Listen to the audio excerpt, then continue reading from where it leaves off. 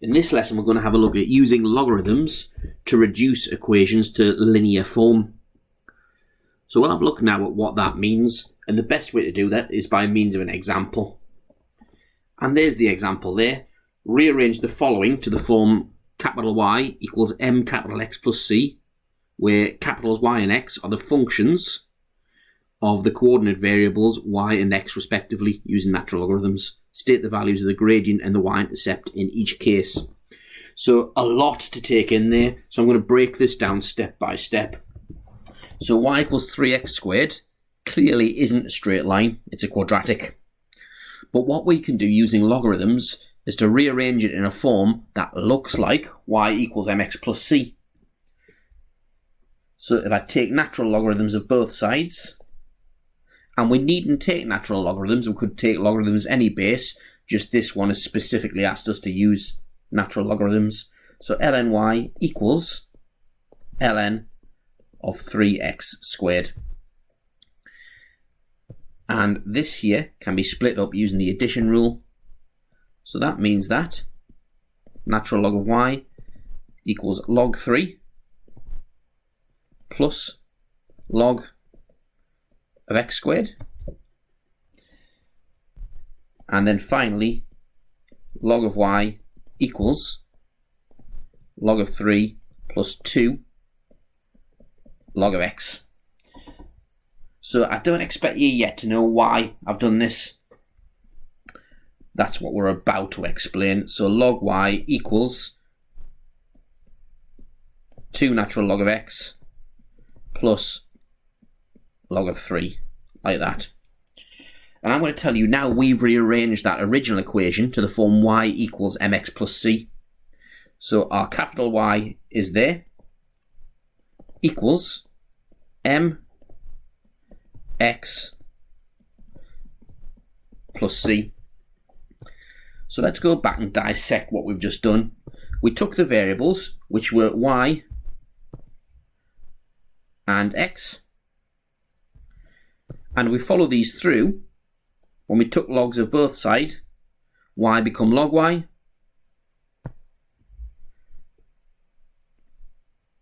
and we got log of a function of x.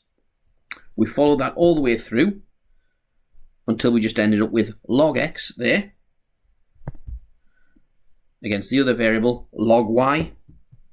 So our two variables, after we've transformed it and rearranged it the form y equals mx plus c, we're left with log y in place of y and log x instead of x's. So now, concluding, therefore, if we plot log y against log x, then we should obtain a straight line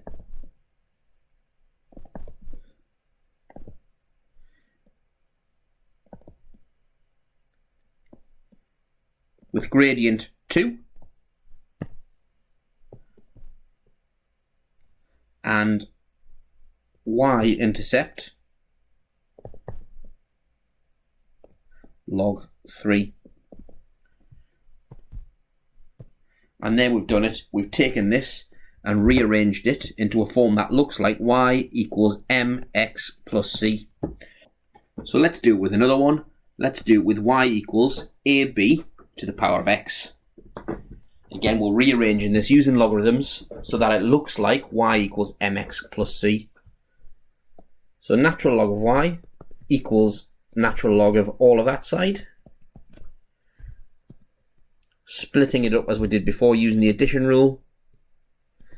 ln y equals ln a plus ln b to the power of x, which then means that natural log of y equals natural log of a plus x natural log of b. So we've split it up using logarithms as far as we can, and notice that again looks like y equals mx plus c. So our variables here were y and x, And as we follow it through, that's been transformed into natural log of y. And that stays as just x in this case. So we've got y equals, and the gradient is the thing attached to x. So m x plus c, like that. Therefore, if we plot natural log of y against, in this case, just x, then we should obtain a straight line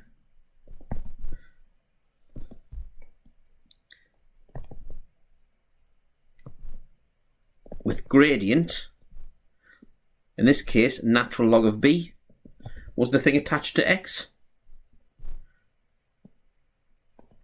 and y-intercept natural log of a. So 2 examples there of splitting everything up using logarithms until it looks like a straight line equation, and then seeing what variables we need to plot against each other to make it y equals mx plus c. So there's some questions on the worksheet like this. You might want to have a go at the 6 of them now, or you might want to keep on watching to watch us build to the next step. So we're now going to follow through an example in context and put this idea of rearranging something into linear form into practice to show why it's useful. So in this question here, it says a colony of bats is increasing. The population P is modelled by P equals A times 10 to the BT, where T is the time in years after 2000. Show that, according to this model, the graph of log base 10 of P against T should be a straight line of gradient B. State in terms of A, the intercept on the vertical, that's the y-axis. So this is exactly what we did before. What this question's asking us to do is rearrange this to a linear form and then state the gradient and the y-intercept. So you might want to pause and have a go at that yourself. But notice it wants us to use log base 10 in this one, so that's what I'm going to do. So log base 10 of P equals log base 10 of that entire side, A times 10 to the power of BT. And that means that if we split that up using the addition law, log base 10 of P equals log base 10 of A plus log base 10 of 10 to the power of BT, which in turn means that we've got log base 10 of P equals log base 10 of A plus, and then what power do we give 10 to give 10 to the BT? Well, that log base 10 and 10 to the power of cancel out, just leaving BT. So our variables in this case were P and T. We gained that from the question, P and T. And now P has been transformed into log base 10 of P, but T has remained as T. So this is in the form y equals mx plus c. Y equals, and the thing attached to the variable is m. The variable there is t, that corresponds with the x there, and there's our c. So the variable y equals m variable x plus c. Therefore, plotting log base 10 of P against T will give a straight line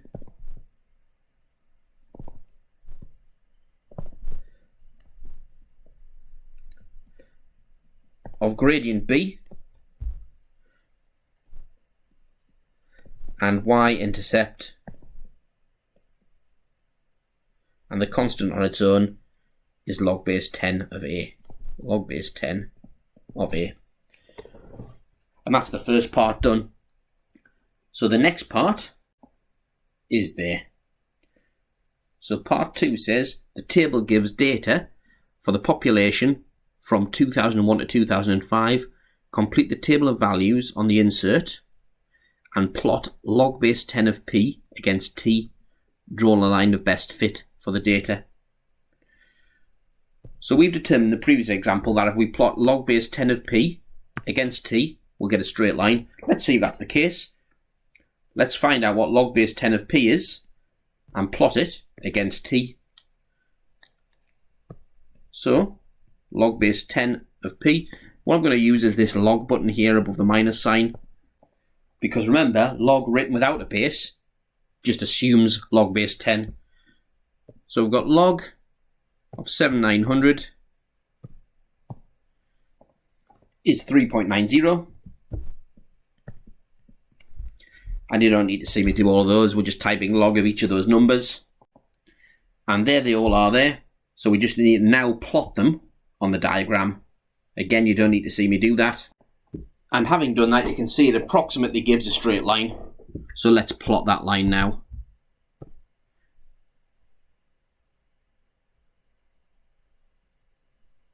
Like that there. Make sure it covers the whole diagram. So our suspicions were correct. If we plot log base 10 of p against t, we get a straight line. Right, let's have a look at the next part now. And it's asking us to use the graph to find an equation for p in terms of t. So what's going to be useful is going back up here and taking this bit, the part where we mapped y equals mx plus c, to the transformed equation. So I'm just going to put this down here. So if I'm to get the equation for p in terms of t, I need to know the unknown constants. And the unknown constants here are a and b. Well, b here we can see has been mapped to the gradient. So if we find the gradient of this graph, we find b. So let's do it. Let's find the gradient of the graph. So y difference divided by x difference. So in this case, the y difference is 4.11 minus, and the graph here goes as low as 3.84. So 4.11 minus 3.84 equals 0.27.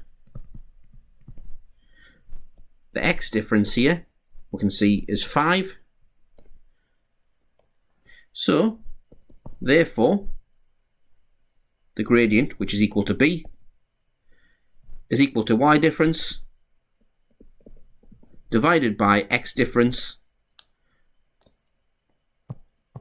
And let's do that, which is 0.054. is the gradient. So we've found the letter B. The y-intercept is actually being mapped to, as we saw before, log to the base 10 of a.